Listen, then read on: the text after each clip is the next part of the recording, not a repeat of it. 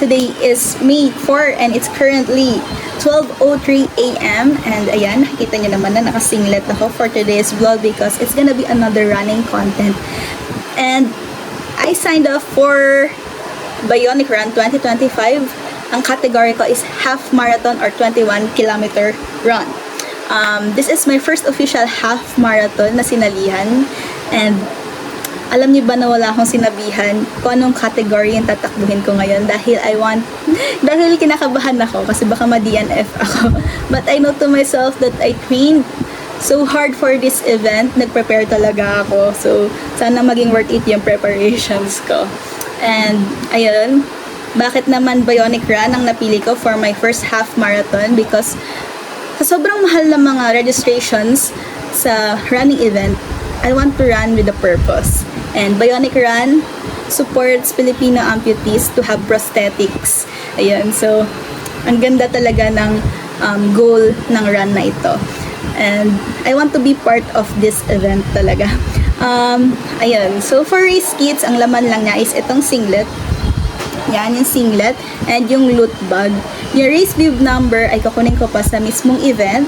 Ayun, medyo nagka-conflict lang sa organizers nila kaya nagkaroon ng mga problema sa deliveries ng mga race kits.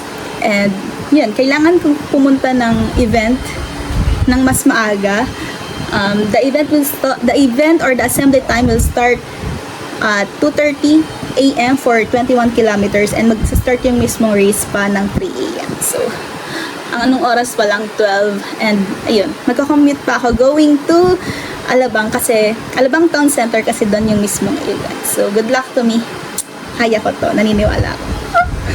Excited ako, pero part of me is inaantok na talaga. This is the map for 21 kilometers. Runners Flat Lay!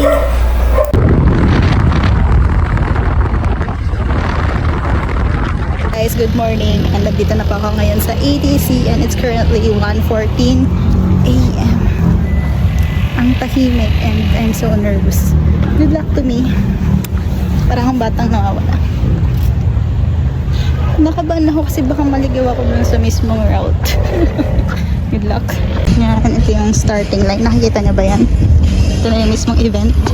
And guess what? Hindi ako late. First time.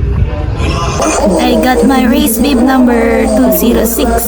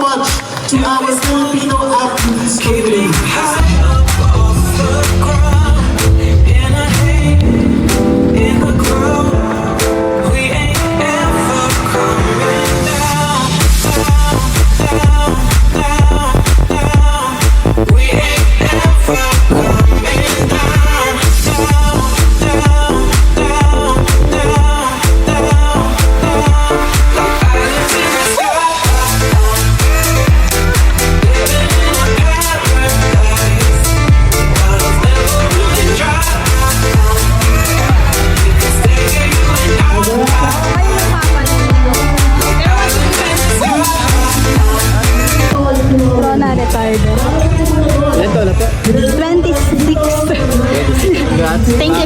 8. Oh my gosh, thank you. Female category.